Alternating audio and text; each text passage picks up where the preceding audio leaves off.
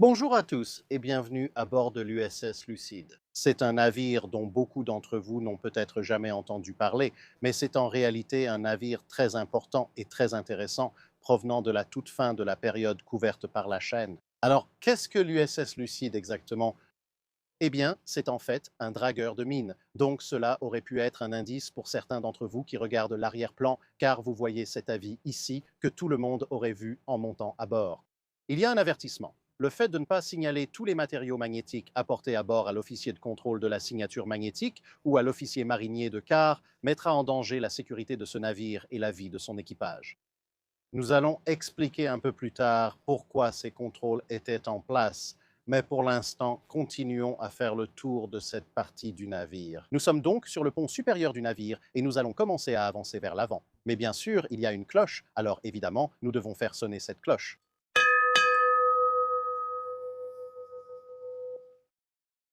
C'est donc ici que nous venons de commencer. Vous pouvez voir la poupe que nous explorerons un peu plus tard. Mais ce n'est pas un grand navire. Nous allons donc continuer vers l'avant, au-delà de la superstructure avant. C'est encore un peu en cours de réalisation et nous allons sortir ici. Voici donc le pont avant avec l'armement le plus lourd du navire, ce canon anti-aérien de 40 mm. Regardons cela d'un peu plus près.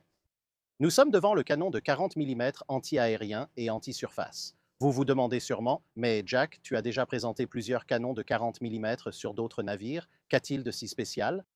Eh bien, deux choses. Ce qui est intéressant ici, c'est que c'est un canon anti-aérien de 40 mm à tir unique. Nous avions surtout vu des canons de 20 mm à tir unique. Nous avons vu pas mal de canons de 40 mm doubles et quadruples, mais le canon de 40 mm simple est en fait quelque chose d'assez rare à retrouver sur les navires musées.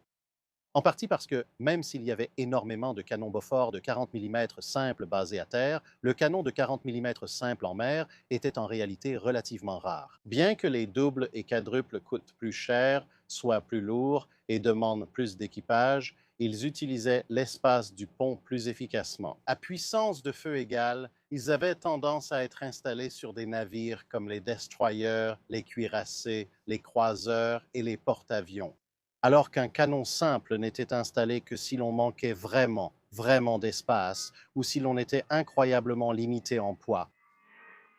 Mais en réalité, la raison pour laquelle vous n'avez ici qu'un seul canon n'a rien à voir avec ces deux facteurs dans le cas du Lucide, et tout à voir avec ce qu'est le Lucide en tant que dragueur de mine.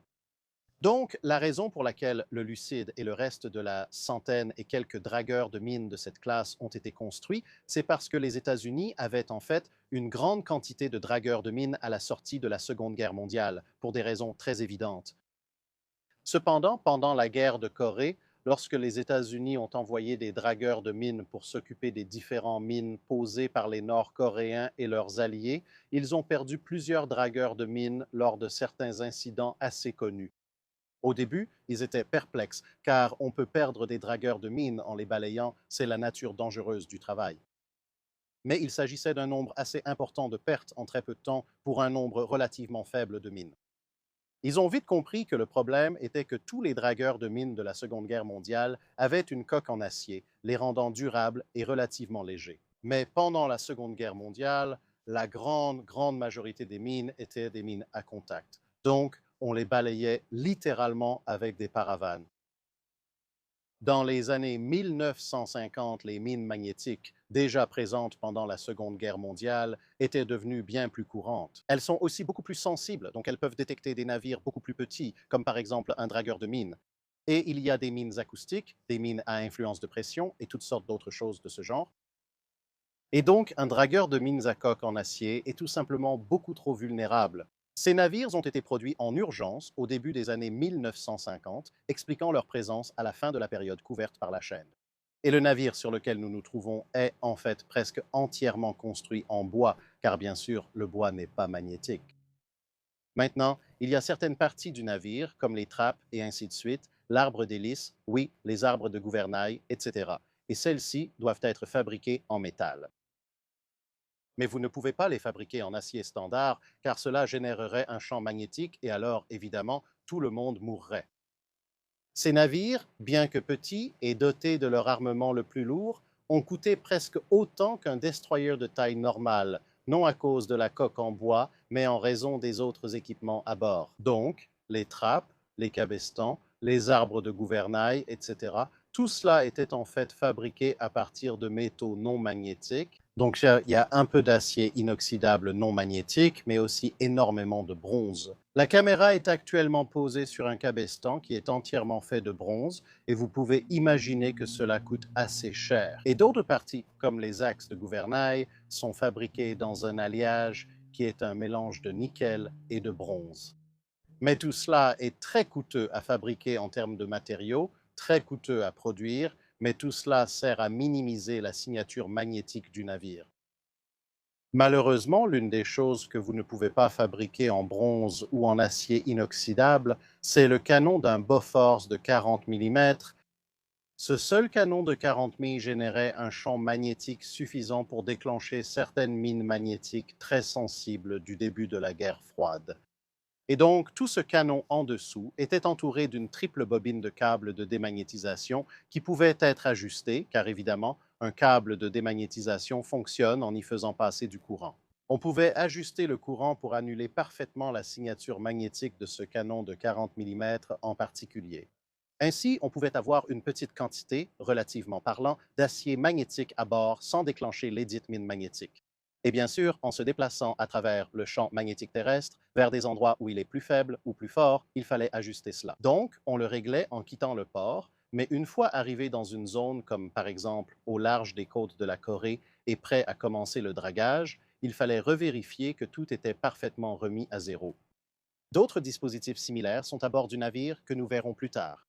Mais pour l'instant, nous allons en fait entrer dans la superstructure. Premièrement, parce qu'il y a beaucoup de choses intéressantes à l'intérieur, et deuxièmement, parce qu'il fait très chaud ici dehors.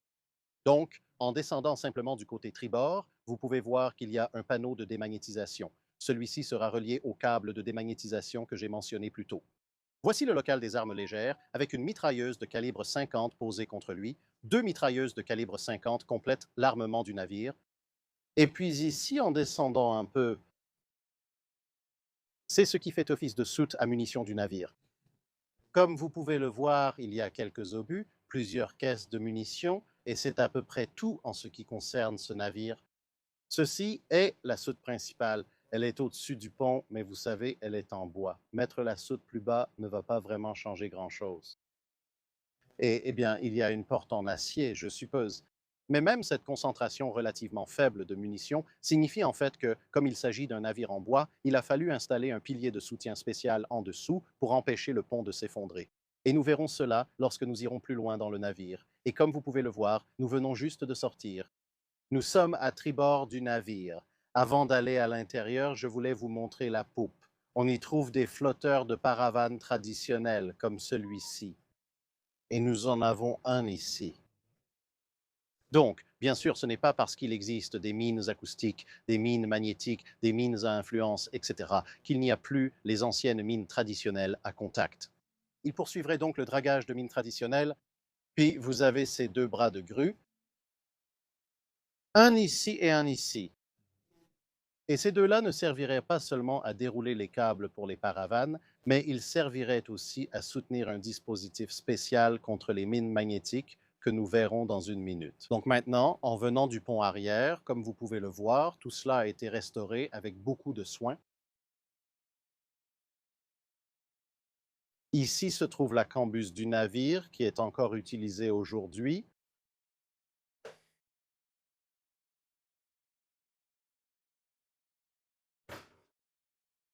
Et puis, en avançant un peu plus vers l'avant, nous avons traversé le carré où les gens mangent encore. Donc, cela fait partie des quartiers d'habitation du navire. Vous pouvez ainsi voir les flancs en bois, très similaires à ceux d'un vieux vaisseau de ligne. Les couchettes régulières étaient à la proue, donc tout se rétrécissait. Mais comme vous pouvez le voir sur ces photos, ce n'a pas toujours été comme ça. Lucide a été désaffecté et vendu, mais ensuite, il n'a pas vraiment été entretenu. Et puis j'ai d'autres photos ici comme celle-ci. Voici à quoi ressemblait l'espace après avoir été débarrassé de divers objets et nuisibles comme des ratons laveurs et autres animaux présents dans la région. Et ici, oui, c'est un jacuzzi installé par les anciens propriétaires, ce qui, comme vous l'imaginez, n'a pas vraiment aidé le navire. Cette trappe ici, est cette trappe? Ouais, et comme vous pouvez le voir, le jacuzzi a maintenant disparu au profit de quartiers d'équipage plus fidèles à la réalité. Donc si nous continuons d'avancer, voici notre moteur de cabestan. Donc nous avançons directement vers la proue et ici, seules des réserves générales sont présentes. Nous sommes à la proue. Là, il y a une petite trappe et divers équipements spéciaux dont on pourrait avoir besoin pour faire fonctionner un navire. Nous sommes toujours dans la zone de couchage avant, mais ce à quoi nous devons maintenant prêter attention, c'est à cette petite chose. C'est quoi cette petite trappe?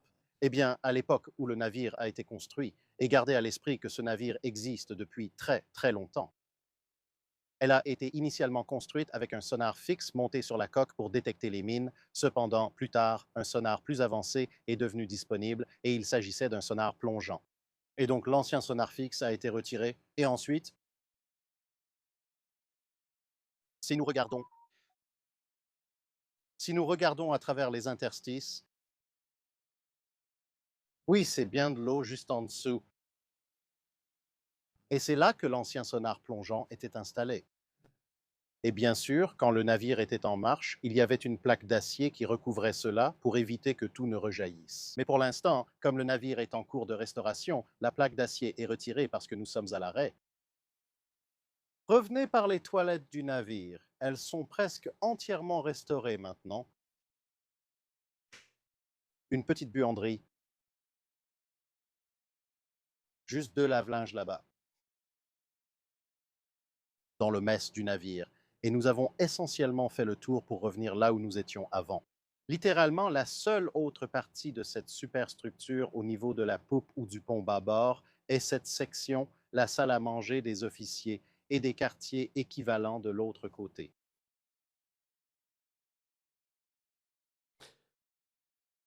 Donc, nous avons les quartiers des sous-officiers supérieurs. Nous avons la section médicale. Je n'appellerai pas vraiment ça une infirmerie. Je veux dire, c'est indiqué comme une infirmerie, mais vous n'allez pas vraiment vous allonger ici, n'est-ce pas? Vous venez ici pour le traitement, mais devez récupérer ailleurs par vous-même. Et ensuite, on ressort à nouveau.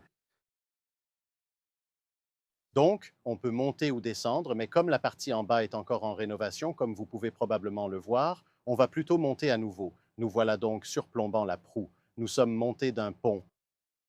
Vous voyez, il y a le canon de 40 mm et ce cabestan en bronze dont je parlais tout à l'heure. Et ceci est bien sûr le niveau de la passerelle. Donc, nous allons faire le tour par ici. Il y a quelques projecteurs. Rentre à l'intérieur encore une fois. Donc, voici le centre de commandement et de contrôle du navire. Et encore une fois, comme vous pouvez le voir, tout ici doit être fabriqué soit en acier non magnétique, soit en bronze, soit en laiton. Donc, tous les instruments du navire ici et toutes les commandes sont fabriqués à partir de ces matériaux. Et pour les personnes qui ont pu servir sur l'un de ces navires, certains éléments peuvent sembler un peu différents parce qu'encore une fois, avec le temps, au fur et à mesure que ces navires étaient utilisés, des choses se sont cassées, d'autres ont été remplacées. Donc il se peut que vous ayez eu des commandes légèrement différentes ici. Mais comme vous pouvez le voir, ce sont de nouveaux éléments non magnétiques qui ont été installés. Et pour vous donner une idée de l'ampleur du travail accompli, voici une photo de ce à quoi ressemblait cette zone une fois que les ratons laveurs et les déchets ont été enlevés. Et oui, la table n'est pas venue avec le navire. La table a été apportée par les premiers bénévoles. Encore une fois, c'est tout ce dont ils disposaient. Et c'est exactement la même prise de vue de nos jours. Donc non seulement ils ont dû retrouver tous les contrôles provenant de divers autres navires similaires, mais même jusqu'aux hublots et à toute la peinture, tout cela a dû être retrouvé et tout a dû être recablé à nouveau. Et la seule chose qui diffère entre ce navire aujourd'hui et la façon dont il était lorsqu'il était en service actif, ce sont ces lignes rouges qui sont un système complet de suppression d'incendie et de sprinkler. C'est simplement parce que ce navire est en bois. Comme il n'était pas magnétique, peu ont été perdus à cause de l'ennemi, mais ils ont en réalité perdu plus de navires par incendie que par action ennemie. Et donc, évidemment, en tant que navire-musée, après y avoir consacré beaucoup de travail, ils ont installé un système de suppression d'incendie juste pour s'assurer qu'ils ne partent pas de nouveau en flammes de façon aléatoire. La salle des cartes est juste derrière la passerelle. Donc, vous avez votre système de navigation à l'estime, qui était une avancée par rapport à ce que l'on trouvait sur la plupart des navires de l'époque de la Seconde Guerre mondiale. Vous avez la section sonar et radar, et c'est ici que vous chercheriez à repérer les mines en utilisant les systèmes sonars ainsi que le radar pour surveiller de manière plus générale. Et cette pièce n'existait pas lorsque le navire a été construit à l'origine, mais c'est une modification authentique de la disposition du navire. J'ai ici les plans originaux des constructeurs. Vous voyez qu'il s'agit du dragueur de mine de classe AM 421. Et le profil semble un peu différent de ce à quoi Lucide ressemble aujourd'hui, car au cours de sa carrière, des équipements supplémentaires ont été ajoutés. Donc, nous sommes descendus jusqu'à 40 mm, nous sommes montés jusqu'au pont, puis nous sommes revenus par ici. Donc, c'est là que se trouvait la salle des cartes. Mais ici, vous pouvez voir qu'à l'origine, tout cela était ouvert, puis tout cela a été construit et agrandi par la suite. Donc, on est à peu près ici, quelque part par là. Et oui, ça, c'est le mât d'origine du navire. Et si on fait le tour, eh bien, voilà le mât. Comme vous pouvez le voir, il n'est plus à l'extérieur. Il est maintenant à l'intérieur. Donc cet espace, bien qu'il soit authentique par rapport au navire en service, n'est pas authentique par rapport au navire tel qu'il a été construit à l'origine. Et comme ils essaient de ramener le navire à sa configuration des années 1950, ils vont utiliser cet espace comme une zone d'exposition générale plutôt que pour autre chose. Maintenant, une chose que vous allez remarquer, ce sont certaines bouées ici que nous avons vues et qui sont maintenant à la poupe. Mais ce enrouleur de câbles acoustique, donc toute cette zone, avait tout un tas d'équipements supplémentaires pour le dragage de mines. Et on peut encore en voir une partie si on sort simplement à l'extérieur. Par ici. Nous sommes donc ici, près de la cheminée du navire qui monte depuis la salle des machines. Et ces objets sont des flotteurs spécialisés. Maintenant, évidemment, il n'y a rien de vraiment unique à leur sujet, à part le fait qu'ils ont une forme vaguement conique. L'idée, c'est qu'il y en a beaucoup à bord. C'est que lorsqu'un navire effectue ses missions de déminage, à moins d'avoir des points de repère très précis ou d'être tout près de la côte, avant le GPS, il était très difficile de savoir précisément où l'on se trouvait par rapport à un lieu précédent. Oui, le système de navigation inertielle existe, mais il n'est pas assez précis pour fournir des coordonnées exactes. L'idée était que si vous traversiez un champ de mine nécessitant des coordonnées précises, vous commenciez par jeter un de ces appareils à la mer pour qu'il y flotte. Vous avez désormais un point de référence et naviguez le long du trajet à balayer pour votre premier tronçon de déminage, puis posez une autre bouée. D'accord, maintenant vous avez deux points de référence et maintenant vous pouvez faire ce que certains appellent tondre la pelouse. Vous allez et revenez, encore et encore, un peu comme les extraterrestres dans Pac-Man. Et vous pourriez déposer encore plus de ces bouées, ce qui vous montrerait non seulement où vous êtes passé, mais aussi où vous devez aller par rapport à ces bouées. Ce qui est, bien sûr, très important, non seulement pour votre propre sécurité, en sachant quelle partie de la mer vous aviez déjà balayée et lesquelles vous ne l'aviez pas fait, mais aussi très important pour la sécurité des navires pour lesquels vous rendiez la mer sûre. Parce que cela signifiait que vous saviez que vous aviez nettoyé toute votre grille plutôt que de chevaucher une zone que vous aviez peut-être déjà balayée et donc de manquer un endroit que vous pensiez avoir fait mais que vous n'aviez pas fait, là où il pourrait très bien y avoir une mine. Encore plus d'équipements de déminage ici. N'importe quel virage.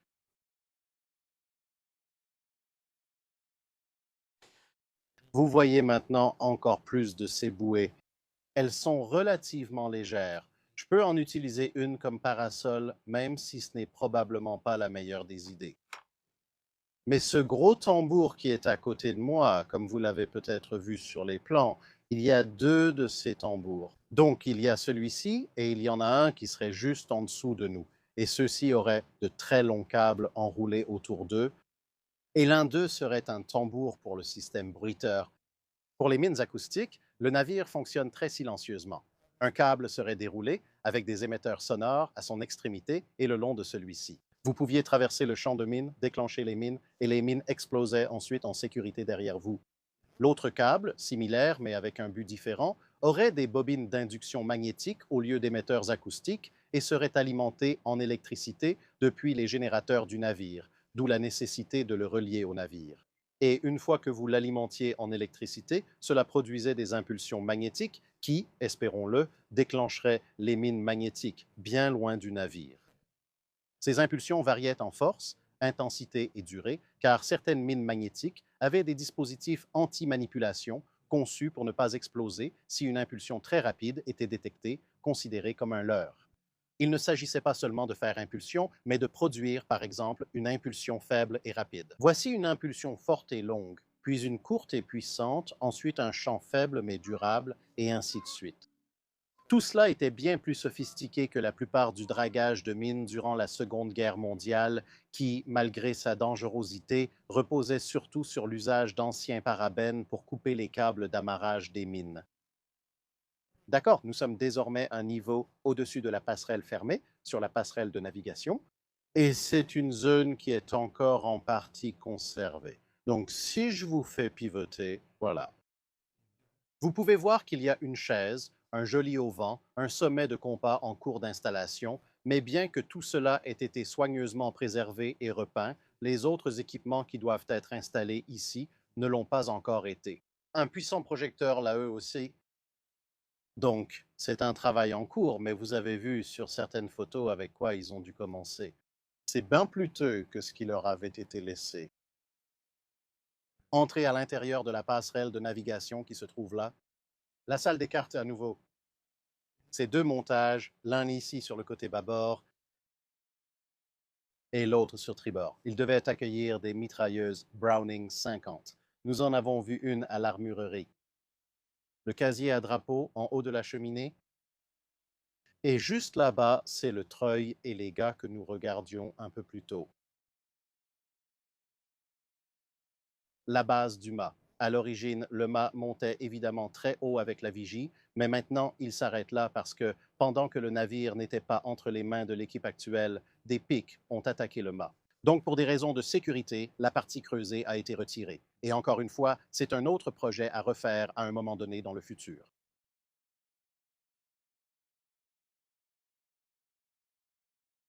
En continuant ici, une autre caractéristique intéressante de cette zone d'abri apparaît. Donc, non seulement vous avez l'abri pour garder les cartes au sec et un peu de café, parce qu'évidemment, on a toujours besoin de café, mais il y a deux couchettes. Maintenant, pourquoi y a-t-il deux couchettes ici? Eh bien, c'est très simple. Parce que nous sommes assez hauts. Je veux dire, ce navire est bien en dessous d'une soixantaine de mètres. Mais comme vous pouvez le voir, nous sommes assez haut au-dessus de la ligne de flottaison. Ajoutez à cela le fait que, comme nous l'avons dit, en tant que dragueur de mines, il y a déjà des mines de contact ou encore des mines de contact présentes. Qu'il y a encore des mines de contact là dehors que vous ne voulez vraiment pas heurter. Vous vous retrouvez dans une situation où le navire a un tirant d'eau très très faible. Le tirant d'eau maximum en pleine charge est d'environ 3 mètres. En ce moment, elle a un tirant d'eau d'environ 1,50 m. Avec une telle hauteur au-dessus de la ligne de flottaison, on imagine facilement l'instabilité de ces choses en mer. Il n'y a pas vraiment grand-chose que vous puissiez faire à ce sujet, mais si le temps est vraiment mauvais, non seulement le navire va tanguer et rouler comme un petit bouchon, mais il sera aussi extrêmement dangereux d'emprunter les échelles et tout ce qui se trouve à l'extérieur, comme celle que nous venons juste de monter pour nous abriter. Donc, si vous étiez ici et que vous commandiez le navire ou aidiez à le commander, et il devenait soudain très évident que, eh bien, le temps s'était vraiment dégradé. Il se pourrait bien que vous ayez besoin de vous abriter dans cette cabine de signalisation pendant une longue période. Tellement longue, en fait, que comme je l'ai dit, il y a ici quelques couchettes pour que vous puissiez dormir un peu. Je ne suis pas seul, l'équipage du navire est là aussi. Un conservateur de cuirassé réalise aussi ses propres vidéos. Nous l'espionnons. Je ne vous ai pas beaucoup montré la dunette arrière et la plage arrière, car c'est actuellement un atelier en plein air, car les travaux se poursuivent pour restaurer le navire après qu'il a été largement vidé de son intérieur. Mais pendant que des gens travaillent là-haut, je peux vous montrer à quoi ça ressemble ici en bas. Donc, encore une fois, vous seriez pardonné de confondre cette zone avec un vaisseau de ligne si vous voyez des courbes en bois et ainsi de suite. Donc, tout cela est en cours de restauration importante. Il reste quelques trappes et éléments en métal, mais la plupart du navire est en bois.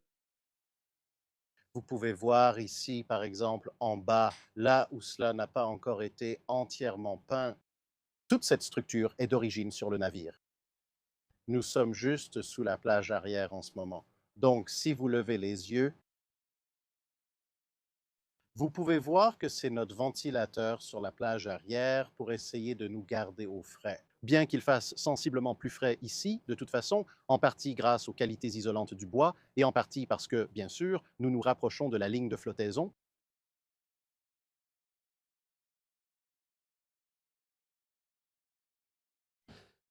Donc, alors que nous avançons dans cette direction, nous allons vers l'arrière et dans la zone du gouvernail. Alors, c'est un des axes de gouvernail d'origine, fait de cet alliage de bronze au nickel que vous voyez ici, dans la zone où aurait été le gouvernail. Et il y aurait différents systèmes hydrauliques pour actionner les gouvernails, et un autre ici qui a été retiré lorsque le navire a été démonté, mais ils en ont un autre qui arrive. Et là où se trouve ce cadre, c'est là qu'il y aurait eu les commandes finales de direction du navire. Donc, ceci serait une boîte manuelle à engrenage qui vous permettrait de tourner les gouvernails d'un degré au bout d'environ 20 tours grâce à une réduction mécanique. Mais comme vous pouvez le voir, c'est là que le navire se termine complètement. Donc, voici la salle des machines du navire. Encore une fois, comme vous pouvez le voir, c'est toujours en cours de construction avec des réservoirs de ballast en bois, etc. Et ici, il y aurait de gros moteurs diesel emballés. Vous avez peut-être remarqué que certaines autres caractéristiques ici ressemblent un peu à celles d'un sous-marin, et c'est parce qu'une grande partie de la technologie des sous-marins a été réutilisée sur le navire. Et ces moteurs ont bien sûr été retirés à nouveau pendant le démantèlement, mais tout est en train d'être reconstruit pour être remis en place. Et encore une fois, l'équipage de Lucide possède en fait certains des moteurs provenant de l'un de ces navires jumeaux et ils seront installés plus tard lors des travaux de restauration. Si vous vous demandez comment ils vont les installer, à droite de ces poutres, on voit une zone en bois neuf. C'est ce qu'on appelle un panneau d'accès amovible. Et celle-ci était très souvent intégrée aux navires de la marine, précisément pour pouvoir être soit dévissée, soit, comme ici, découpée. Et peut-être découpée pour créer des ouvertures permettant de faire monter ou descendre de grosses machines qui, autrement, seraient entièrement encloses. Donc, à un moment donné, cette zone sera retirée, les moteurs seront installés, tout sera refait, puis tout sera refermé à nouveau. Et si vous vous demandez pourquoi cette zone a l'air d'avoir brûlé, eh bien, oui, les anciens propriétaires ont réussi à mettre le feu au navire à un moment donné.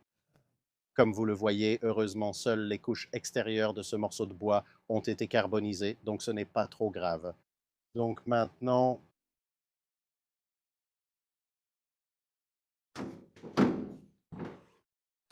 nous allons y repasser.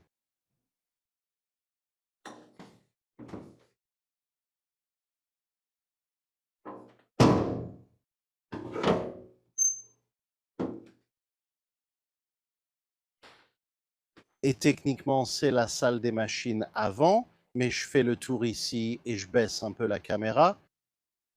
Vous pouvez voir ces différentes plateformes et c'est ici que se trouvaient les différents générateurs pour fournir de l'électricité au navire en général, pour alimenter ce câble antimine magnétique dont nous avons parlé, ainsi que divers autres éléments. Donc, encore une fois, tout cela est actuellement en cours de restauration. Le projet vise à installer un générateur ici pour rendre le navire autonome en énergie lors de ses déplacements sans dépendre de l'alimentation à quai. Mais cet espace va surtout devenir une salle de classe et un espace d'apprentissage, ce qui sera plutôt agréable, car je pense que c'est probablement l'un des plus grands compartiments du navire. Et pour souligner un point intéressant, vous pouvez voir ici, ce sont les courbes. Nous avons vu qu'elles ont été peintes partout ailleurs sur le navire, mais à cet endroit, ils ont décidé d'enlever toute la peinture, ce qui vous donne l'occasion de voir exactement à quoi elles ressemblent. Vous voyez les boulons en bronze non magnétique qui maintiennent l'ensemble. Au lieu d'aller chercher, comme à l'époque de la marine à voile, des pièces de bois qui poussent dans des formes très particulières, puisqu'elles n'ont pas à supporter des canons de 32 livres. Juste au-dessus, ce sont des bandes de chêne stratifiées. Et cela conclut à peu près notre visite de Lucide avec juste quelques points importants à noter. Premièrement, vous avez peut-être remarqué que nous sommes allés à peu près partout où il est possible d'aller sur le navire. Il y a un ou deux compartiments que nous avons laissés de côté, mais à part cela, vous avez vu à peu près tout ce qu'il y a sur le navire. Ce n'est pas l'habitude de la chaîne. D'ordinaire, on vous invite à voir le navire, on montre les ponts supérieurs, puis le reste. Eh bien, pour l'instant, Lucide n'est pas ouvert au public, donc ce genre d'encouragement n'est généralement pas très utile. C'est pourquoi nous vous montrons beaucoup plus du navire. Mais l'autre chose à garder à l'esprit, c'est que même si elle n'est généralement pas ouverte au public, Lucide est ouverte en ce moment 2 jours par an, un au printemps et un à l'automne, ou fall, comme diraient les Américains. Donc, si cette vidéo sort à temps, il y aura une journée portes ouvertes sur Lucide le 11 avril 2026. Et si pour une raison quelconque, la vidéo a été retardée et que cette date est déjà passée, alors il y aura une autre journée portes ouvertes sur Lucide à l'automne. Encore une fois, vous pouvez consulter leur site web pour plus de détails à ce sujet. Et ensuite, vous pourrez venir voir le navire vous-même ici à Stockton, en Californie. Un grand merci à l'équipage de Lucide de m'avoir permis de faire le tour et de tout filmer. Et bien sûr, vous savez, suivez-les sur les réseaux sociaux, envoyez-leur vos retours, etc. Et félicitez-les pour l'excellent travail qu'ils ont accompli. En transformant ce qui était essentiellement une cabane en bois à l'odeur un peu douteuse, infestée de ratons laveurs et partiellement en feu, et en la transformant en l'un des navires musées les mieux préservés de toute la flotte de navires musées des États-Unis. Alors, sur ce, à bientôt dans une prochaine vidéo.